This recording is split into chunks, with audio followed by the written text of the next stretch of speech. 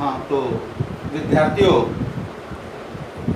आपका सत्र 2020-21 का द्वितीय टर्म प्रारंभ हो रहा है। प्रथम टर्म की मध्यावधि परीक्षा अभी हाल ही में संपन्न हुई है। द्वितीय टर्म में भी वही स्थिति है।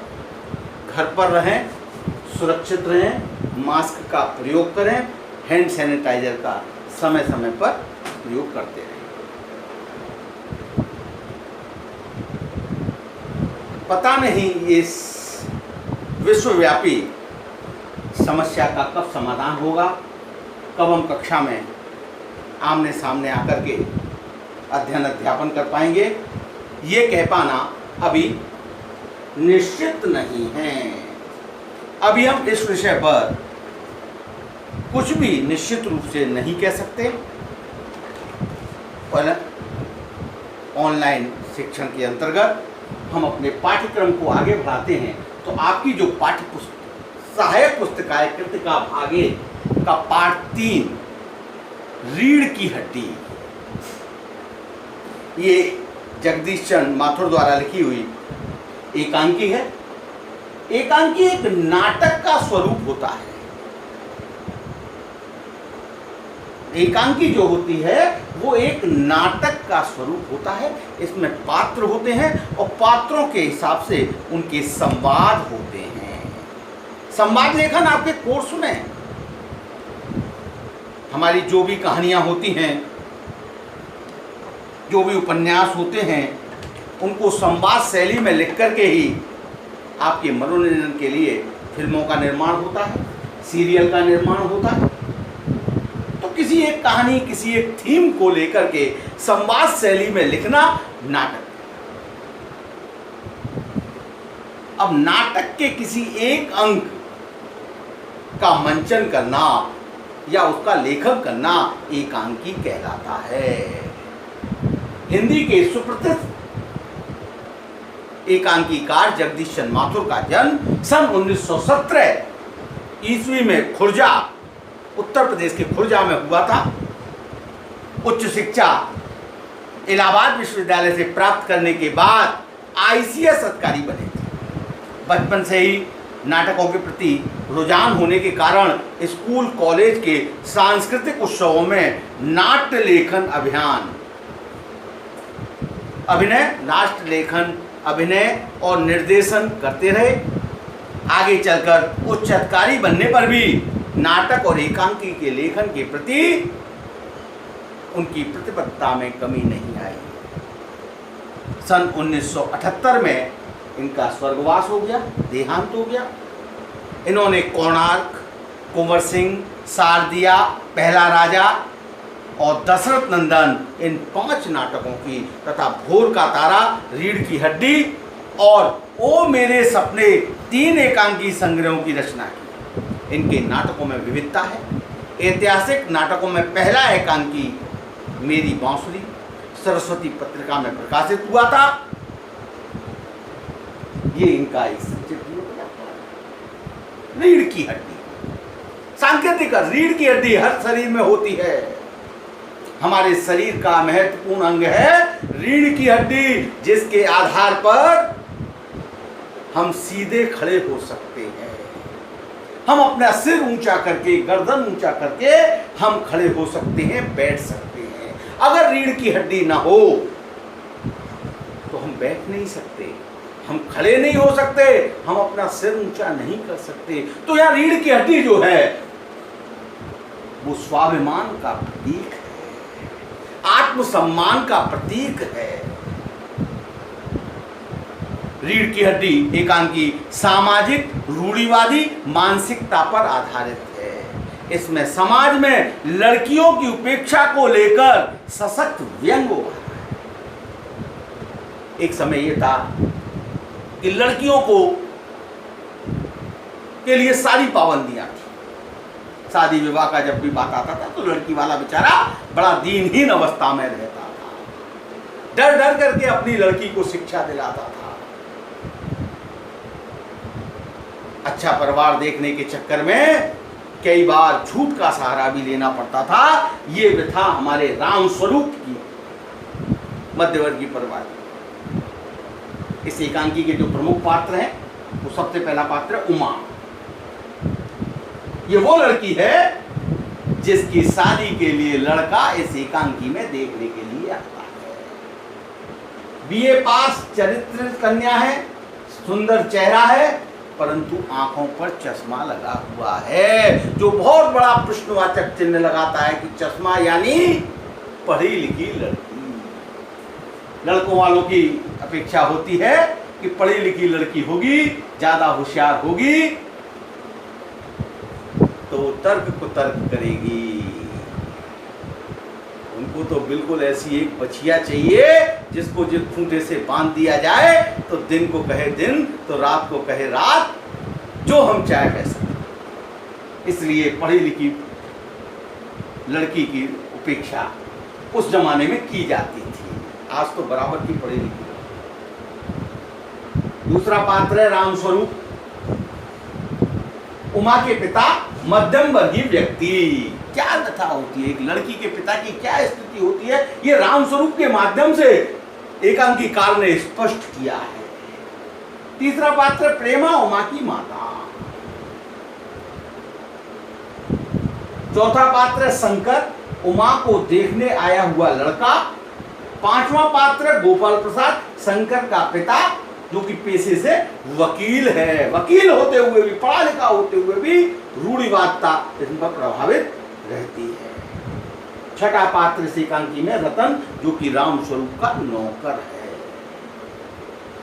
यहां देखते हैं तो इस रीढ़ की हड्डी एकांकी के दो ध्रुव बनते हैं, पहला उमा और दूसरा शंकर। उमा के लिए शंकर उमा को देखने के लिए आता है। उस शंकर के साथ उसके पिता होते हैं। उमा के साथ राम स्वरूप और प्रेमा, मां और मां बाप होते हैं। तो इस एकांकी को हमने कुछ मुख्य बिंदुओं में बांटा हुआ है। देखिए, सबसे पहले हम एकांकी के बारे में देखते हैं। देखिए, पात्र को अभिनय करके जीवंत किया जा सकता है। आप अपनी किताब में पाठ 3 रीढ़ की हड्डी देखिए। मामूली तरह से सजा हुआ एक कमरा, अंदर के दरवाजे से आते हुए जिन महाशय की पीठ नजर आ रही है वे अधेड़ उम्र के मालूम होते हैं। एक तख्त को पकड़े हुए पीछे की ओर चलते चलते कमरे में आते हैं। तख्त का दूसरा सिरा उनके नौकर ने। ये एकांकी का दृश्य, मंच पर इस तरह का माहौल बनाया जाता है। सीरियल की इस तरह से शूटिंग की जाती है। एक सजा हुआ कमरा दिखाया जाएगा, उसमें पीठ दिखाई जाएगी अधेड़ उम्र के व्यक्ति की, जो तख्त पकड़े हुए हैं और चलते चलते कमरे में आते हुए दिखाई देते। दूसरे छोटे, अब यहां संवाद भी आते हैं, बोलते भी हैं। बाबू यानी जो महाशय अधेड़ उम्र के हैं वो बाबू को नाम सुन।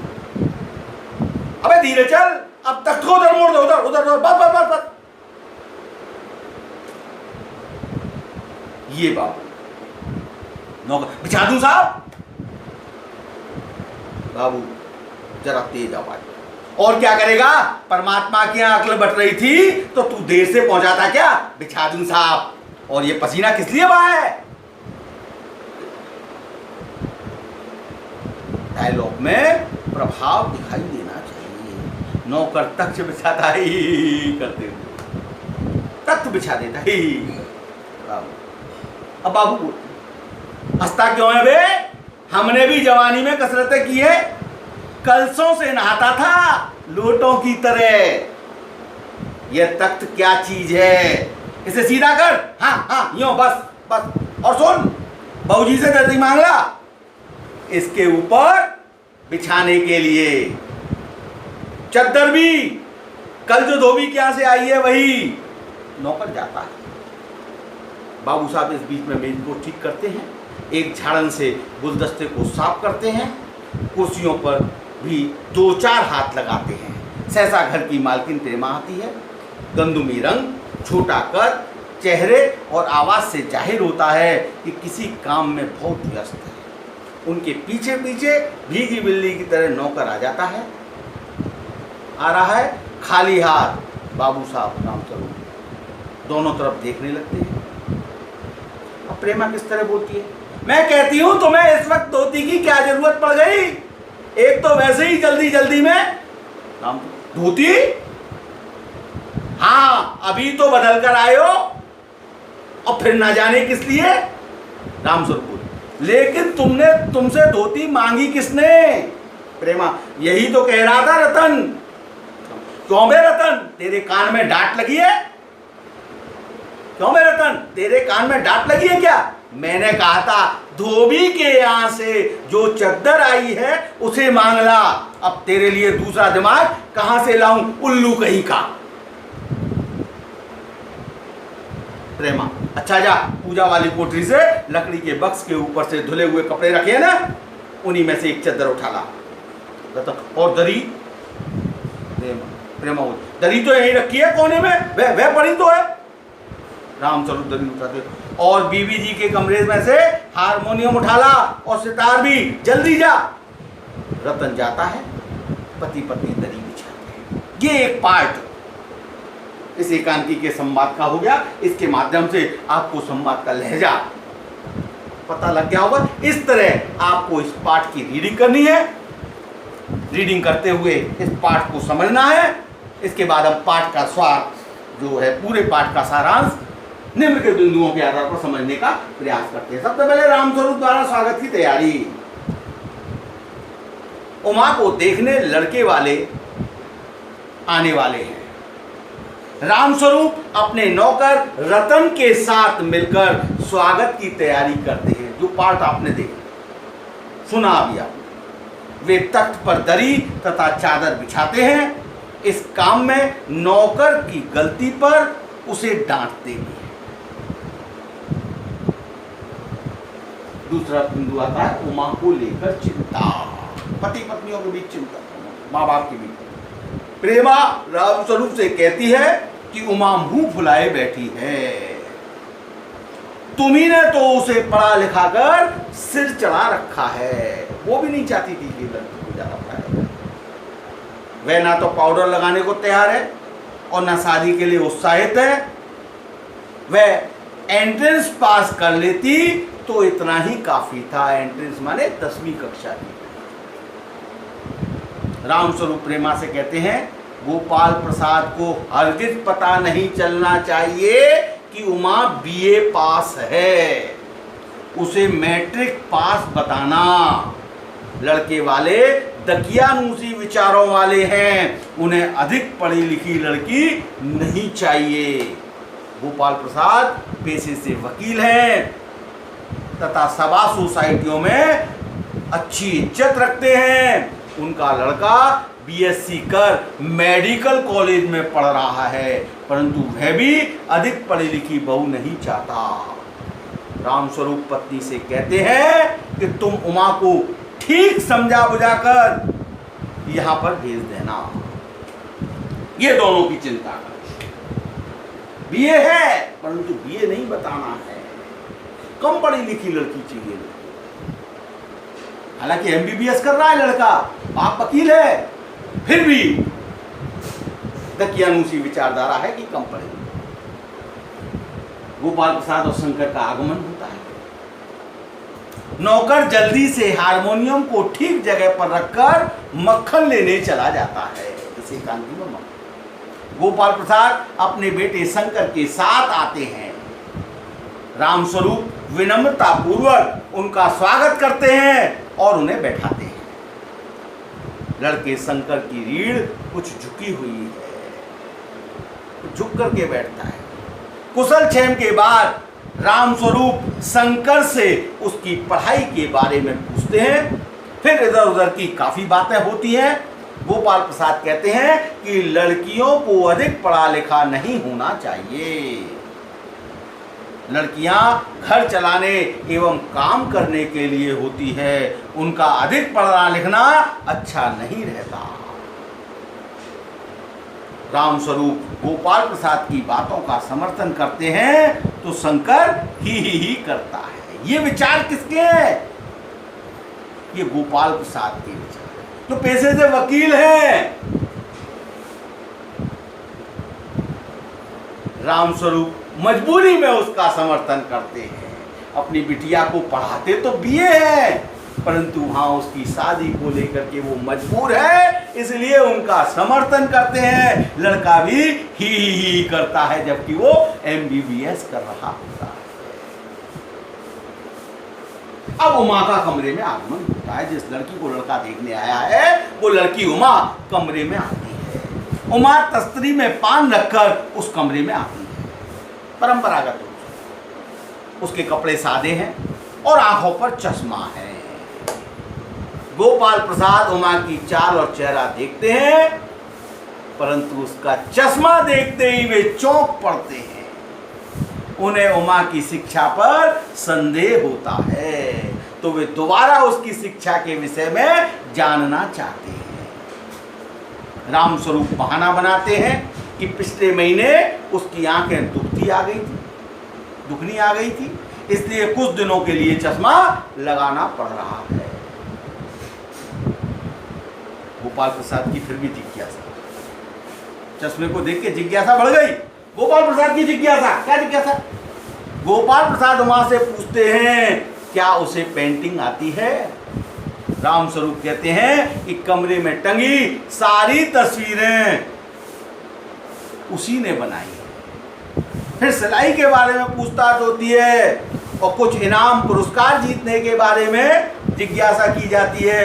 उमा चुप रहती है, केवल राम स्वरूप सफाई देते हैं कि वह बेचारी शर्मा रही है, शर्माने के कारण कुछ कह नहीं पा रही है। इस तरह की सफाई एक बेटी का बाप देता है। जब ज्यादा हो जाता है और लड़की को कुरेदा जाता है प्रेमा को, तो प्रेमा जवाब देती है, प्रेमा का कठोर जवाब। गोपाल प्रसाद रूखे स्वर में कहते हैं कि जरा इसे भी तो मुंह खोलना चाहिए। तब उमा दृढ़ स्वर में कहती है, उसको मजबूर कर दिया बोलने पर, कि जब कुर्सी मेज बिकती है तो खरीदार उन्हें देख लेता है, वह कुर्सी मेज से कोई प्रश्न नहीं पूछता। पसंद आ गई तो अच्छा, वरना दूसरी। ये महाशय मेरे खरीदार बनकर आए हैं, जरा इनसे पूछिए कि क्या लड़कियों के दिल नहीं होता? क्या वे बेबस भेड़ बकरियां हैं? क्या वे बेजान वस्तुएं हैं? उमा की बातें सुनकर गोपाल प्रसाद को उसकी शिक्षा पर संदेह होता है। वे पुनः राम स्वरूप से पूछते हैं तो उमा तुरंत जवाब देती है, हाँ उमा जवाब देती है, हाँ मैंने बीए पास किया है। कोई चोरी नहीं की, बीए पास करना कोई अपराध नहीं है, कोई चोरी नहीं की। वह शंकर के बारे में कहती है कि ये पिछली फरवरी में लड़कियों के हॉस्टल के आसपास घूमते हुए पकड़ा गया था, उसके चरित्र पर उंगली उठा दिया। उस समय उसने नौकरानी के पैर भी पकड़े थे। मैं इसकी तरह कायर नहीं हूं, मुझे अपनी इज्जत और मान का ख्याल है, मैंने ऐसा कोई कर। उसके स्वाभिमान,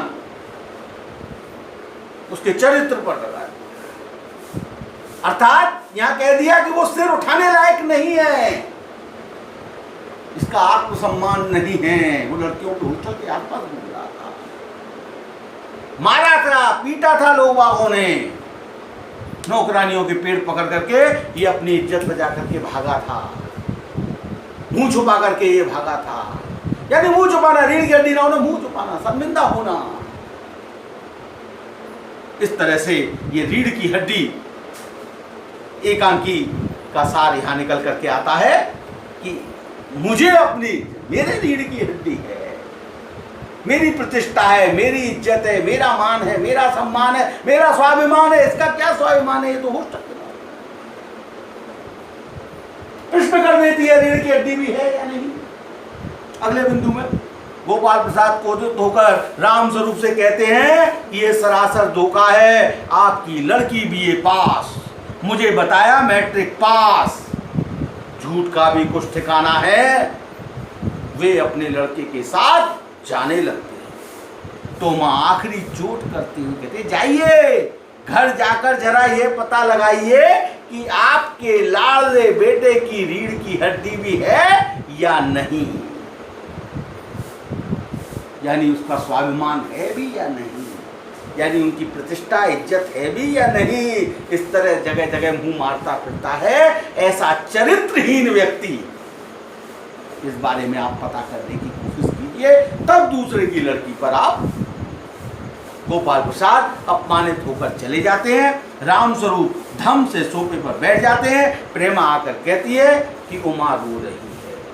कथानक समाप्त हो जाता है, और जब कथानक समाप्त हो जाता है तो वहां थोड़ी सी हास्य की परिणति नौकर के द्वारा होती है।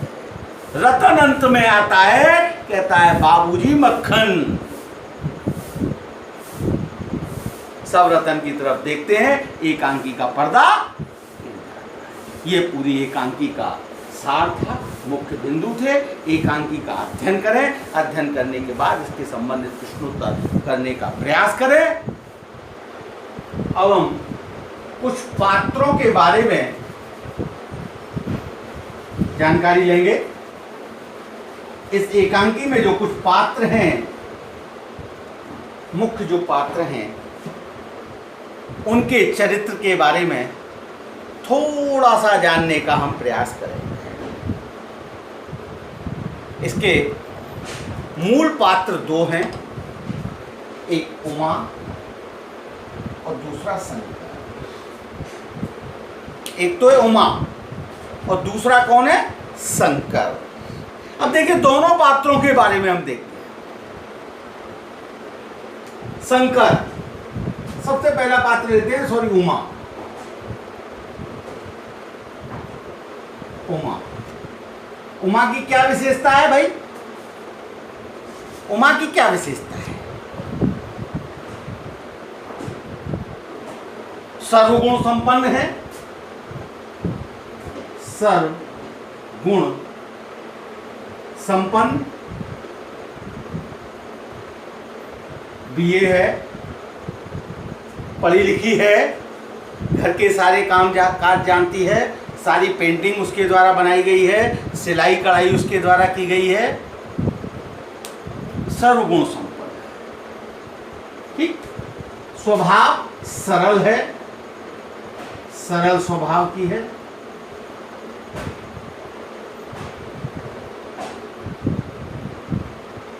सरल स्वभाव वाली।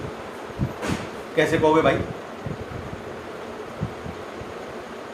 कितने कठोर जवाब उसने दिए। आत्मविश्वास से युक्त, आत्मविश्वास से युक्त,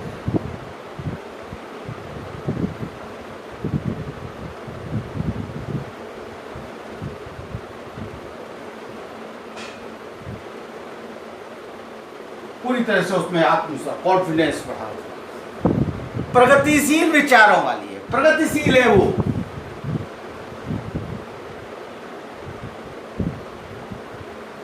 समय के साथ चलने वाली, तभी वो सत्य बोलती, अपनी शिक्षा को अपराध नहीं मानती, स्पष्टवादिनी है, स्पष्ट वादिनी यानी स्पष्ट बोलने वाली। तभी वो शंकर के पिता गोपाल प्रसाद के सामने अपने स्पष्ट विचार, स्वाभिमानी, स्वाभिमानी,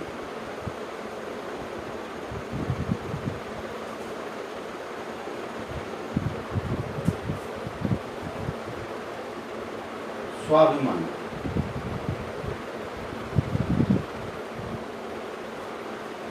जब उसके चरित्र पर बात आती है, जब उसकी शिक्षा को अपराध समझा जाता है, तो वो अपने स्वाभिमानी बना करके निर्णय लेते हुए प्रत्युत्तर देती है।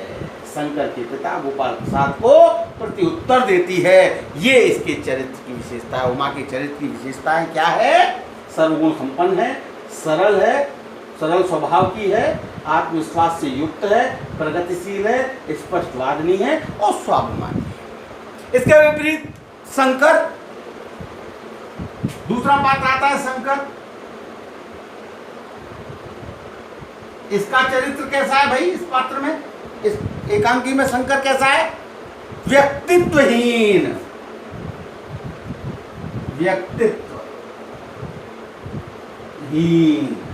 झुककर बैठता है, जगह जगह अपमानित होने के कारण अपना आत्मविश्वास खो चुका है, गर्दन हमेशा झुकी हुई रहती है, झुक करके बैठता है, डर रहता है कहीं कोई पहचान ना ले। व्यक्तित्व पिता की हाँ में हाँ मिलाता है, कमर झुकी हुई है, मार खाने से, जगह जगह मार खाने से उसकी जो रीढ़ की हड्डी है वो कमजोर हो गई है। दूसरा था चरित्रहीन।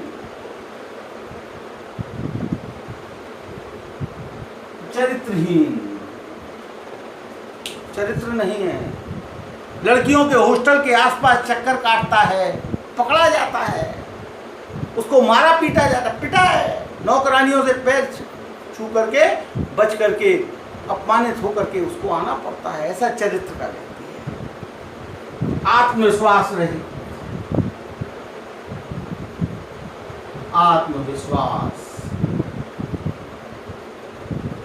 आत्मविश्वासहीन व्यक्ति,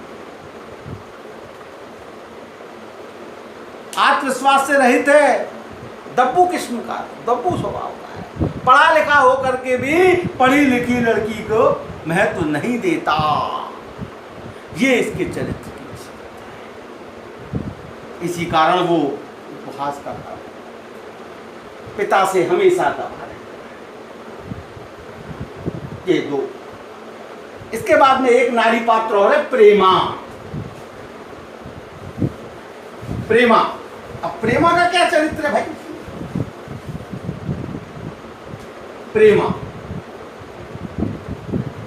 प्रेमा जो है लड़की की मां है। एक बेचारे मध्यम वर्गीय परिवार की लड़की की मां की क्या स्थिति होती है ये हम समझ सकते हैं। अशिक्षित है,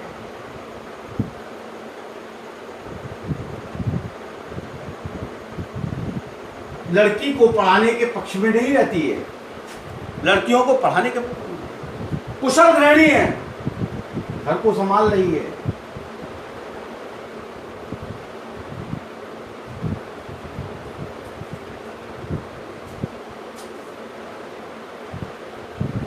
कुशल गृहिणी परिवार को संभालती है, लड़की को ध्यान रखती है। विवश मां है, विवश, समाज की कुरीतियों के, समाज के क्रियाकलापों के कारण वो विवश है। बेटी के विवाह से चिंतित है, बेटी को अपने विवाह के लिए राजी नहीं कर पाती है। क्रीम पाउडर वगैरह वो अपनी बेटी के सामने रखती है, परंतु और उसकी मनोहार करती है, परंतु मां तो विवश एक मां के रूप में सारे प्रयत्न वो करती है। ये तीनों।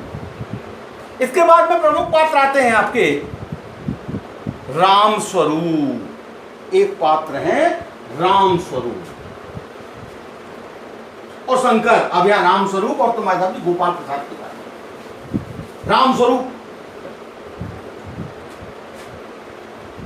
एकांकी के पात्र हैं, प्रमुख एक पात्र, लड़की के पिता है राम स्वरूप। मध्यम वर्गीय व्यक्ति है, मध्यम वर्ग,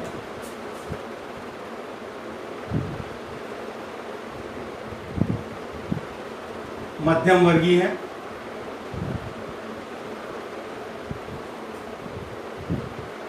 स्त्री शिक्षा के पक्षधर हैं,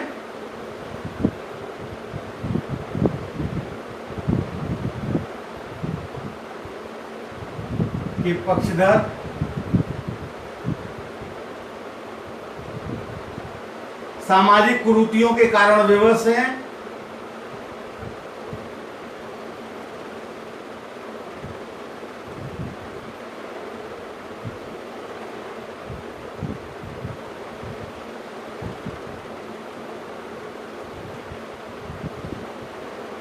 कारण विवश है।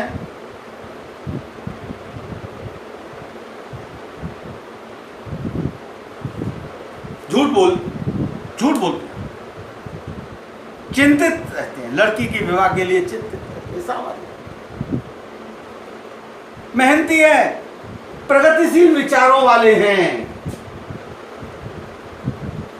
प्रगतिशील विचारों वाले हैं।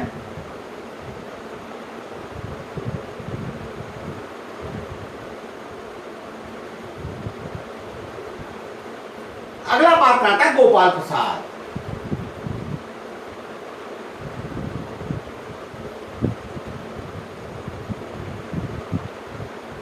वकील हैं,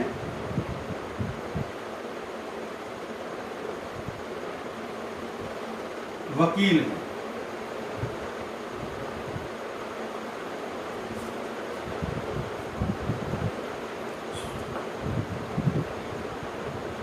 चालाक हैं,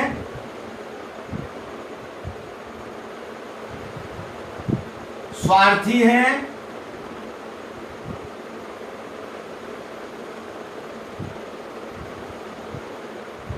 चालाक स्वार्थी हैं, पेशे से वकील हैं, पढ़े लिखे हैं, बड़बोले हैं, दकियानूसी विचारों वाले हैं।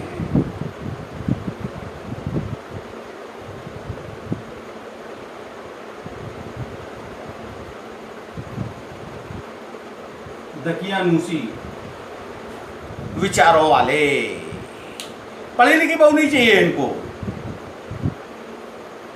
इनको पढ़ी लिखी बहू नहीं चाहिए, दकियानूसी विचार। मानते हैं पढ़ी लिखी बहू होगी वो परिवार में एडजस्ट नहीं हो पाएगी। शादी को संबंध मानते हैं, शादी को बिजनेस मानते हैं,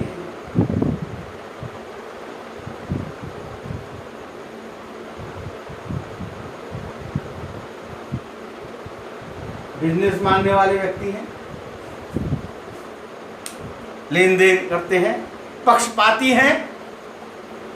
गोपाल प्रसाद पक्षपाती हैं, अपने पुत्र की बढ़ा चढ़ाकर प्रशंसा करते हैं।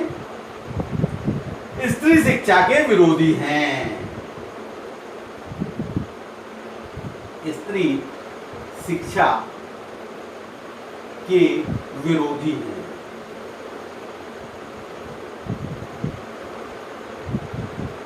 ये इनका पात्रों का चरित्र आपके सामने स्पष्ट किया। बस आज इतना ही।